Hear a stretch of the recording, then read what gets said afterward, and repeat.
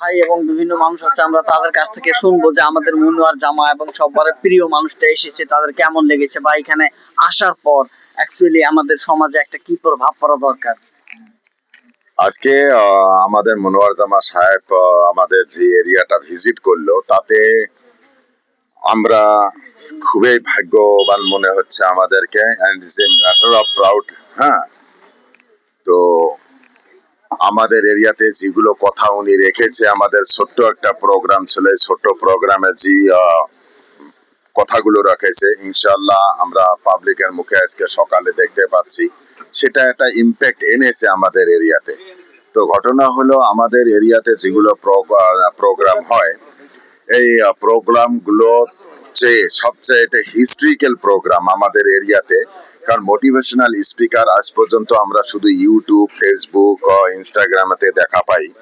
তো আজকে আমরাও এটা আমাদের স্বপ্ন ভাবতে পারি নাই, কারণ যে মানুষটাকে আমরা ইউটিউব বা ফেসবুকে শুনি, উনি আমাদের এরিয়া জীবনে একদিন ভিজিট করবে। তো আমরা ভাগ্যবান যে উনি ভিজিট করেছে। উনি যা কথা রেখেছে ইনশাল্লাহ কাজে লাগবে। আগামীতে উনি আমাদেরকে এসুরেন্স দিয়েছে। আপনি তো ভালো করে জানেন আমাদের এরিয়াটা খুবই neglected area. It is a small part in Garo hills.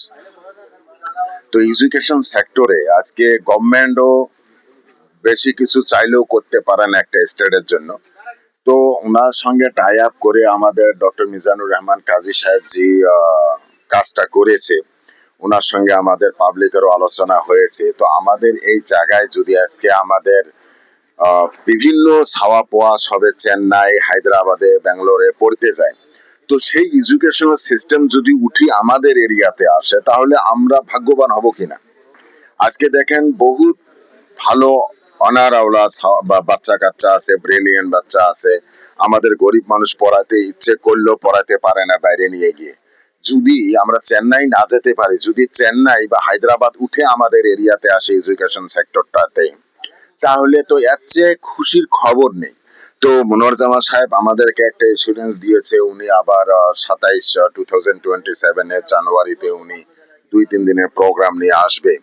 আসার পরে আমাদের যেটা টিচার কমিউনিটি আছে, স্টুডেন্ট, উমেন, ম্যান, আলাদা আলাদা ভাবে ওনাদের সঙ্গে বসবে, আলোচনা করবে, মিটিং করবে। মিটিং করার পরে কি একটা পদ্ধতি করা যায়, because they are very brilliant person. হ্যাঁ, how to motivate and how to develop in the educational sector, ওরা ভালো জানে। তো সেটা শুরু করবে ইনশাল্লাহ। তো আমি আজকে খুশি না? আজকে মানে খুশি তো আপনার সামনে আমি প্রকাশ করতে পারবো না। এটা ইমেন্স প্লেজার ফর মি, যেটা সীমাহীন আনন্দ, সেটা আমাদের মনে আমরা ভোগ করতেছি। তো দেখো, আবার সকালে সবাই উঠে আমরা স্যারকে দেখার জন্য এখানে দাঁড়িয়ে আছি। ধন্যবাদ আপনাকে। আপনি কিছু বলবেন? না, বলার কিছু নেই, কবির ভাই সবকিছু বলে দিয়েছে আপনাকে। তো তথাপি আমি দুই একটা কথা বলতে চাই। প্রথম কথা হলো, উনি যেটা লাস্ট আমাদের প্রোগ্রাম ছিল গতকালকেই, তো প্রোগ্রামে সবথেকে বেশি একটা পয়েন্ট ভালো লাগছে যে আমাদের ইয়াং জেনারেশন যেটা আজকে আছে এই জায়গাতে আমাদের, তো এরা কিছু জিনিস মোবাইলে মগ্ন হয়ে গেছে। আবার কিছু দেখা যাচ্ছে আমার এখানে ড্রাগস এডিক্টেড হয়ে গেছে বহু চাওয়া। তো ড্রাগস এবং মোবাইলের ব্যাপার নিয়ে যেটা আমাদের মনোয়ার জামা সাহেব বলছে, আমাকে সত্যিকারে খুব ভালো লাগছে। তো আমি অনুরোধ করব আমাদের ইয়াং জেনারেশনকে, দেখেন এই আমাদের স্পেশালি প্লেন বেল্টে ওই ইয়াং জেনারেশনের উপরেই নির্ভর করে। তো ওনাদের উপরে নির্ভর করে যদি, তাহলে ওনাদেরকে ঠিক হতে লাগবো, ওনাদেরকে ভবিষ্যৎ দেখতে লাগবো আর কি।